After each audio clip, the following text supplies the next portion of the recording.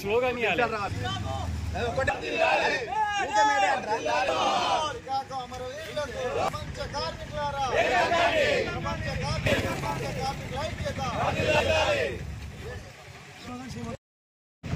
May Day సందర్భంగా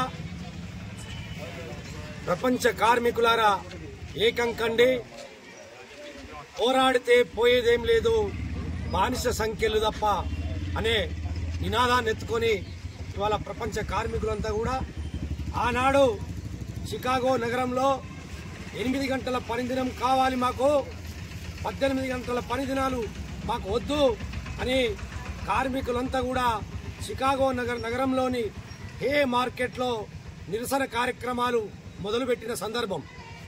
ఆ తర్వాత 4 రోజులకు అదే చికాగో నగరంలోని హే మార్కెట్లో కార్మికులంతా కూడా అక్కడ నిరసన తెలిపిన సందర్భంలో అక్కడున్నటువంటి ప్రభుత్వాలు పాశావికంగా కాల్పులు జరిపి 7 కార్మికుల ప్రాణాలు కోల్పోవడం జరిగింది.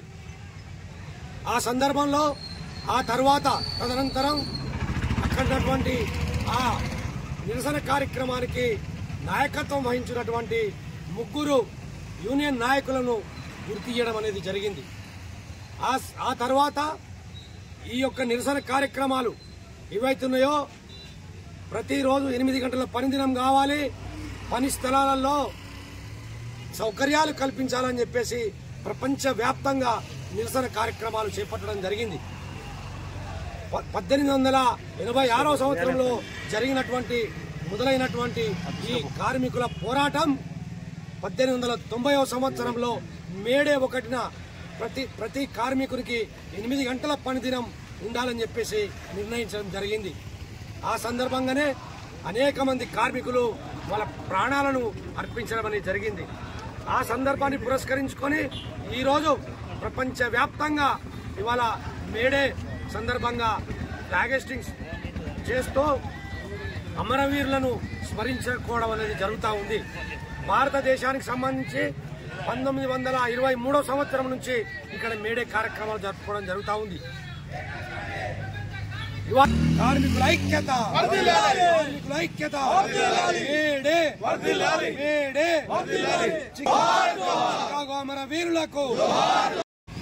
మేడే అంటే వాళ్ళ కార్మికుని దినోత్సవం కాబట్టి ఈ సందర్భంగా ప్రపంచంలో కార్మికుడు ఎక్కడున్నా కార్మికుడే కాబట్టి అందరికీ మేడే శుభాకాంక్షలు తెలియజేస్తూ తమ హక్కుల కోసం ప్రాణాలను సైతం లెక్క చేయకుండా పోరాడేవాడే ఇవాళ నిజమైన కార్మికుడు. వారి హక్కుల కోసం మనం అందరం ఐక్యంగా పోరాడుతూ ఇవాళ సింగరేణిలో వచ్చిన కొత్త పోకడలను వ్యతిరేకిస్తూ మొన్ననే మన తెలంగాణ బొగ్గని కార్మిక సంఘం గౌరవాధ్యక్షురాలు కవితక్క గారు, అధ్యక్షుడు రాజిరెడ్డి అన్న గారి నాయకత్వంలో ఈ ప్రైవేటీకరణకు వ్యతిరేకంగా మనం అందరం పోరాటం చేయడం జరిగింది. భవిష్యత్తులో మనకు మందమరి ఏరియాకు రావాల్సిన KK6 ఇంక్లైన్ విషయంలో కానీ సింగరేణికి కేటాయించాల్సిన బొగ్గు గనులను బేషరతుగా కేంద్ర ప్రభుత్వం వెంటనే యాక్షన్ లేకుండా కేటాయించాలని డిమాండ్ చేస్తూ మన కేసీఆర్ గారు ఇచ్చిన పిలుపు మేరకు, కేటీఆర్ గారు ఇచ్చిన పిలుపు మేరకు గతంలో మన ఎమ్మెల్యేలు ముఖ్యంగా బాలకృష్ణ గారు రణదీక్షలు ప్రారంభించి సింగరేణి కార్మికుల పక్షాన పోరాడిన చరిత్ర ఉన్నది. కాబట్టి భవిష్యత్తులో మనం అందరం సింగరేణిని కాపాడుకుందాం, కార్మికుల ఐక్యతను చాటుదామని సందర్భంగా తెలియజేస్తూ వాళ్ళ కార్మిక దినోత్సవం సందర్భంగా మందమరి ఏరియాలోని అన్ని గనులు డిపార్ట్మెంట్ల పైన వాళ్ళ మేడే వర్ధిల్లాలని ఐక్యత చాటుతూ ఈ జెండాలను ఎగురవేసి ఈ సంబరాలు జరుపుకుంటున్న కార్మికులందరికీ మేడే శుభాకాంక్షలు. భవిష్యత్తులో కార్మికులంతా ఐక్యంగా ఉండి మన టీబీజీకేఎస్ జెండా పైన, బీఆర్ఎస్ జెండా పైన అందరం కలిసికట్టుగా పోరాడదామని సందర్భంగా తెలియదు.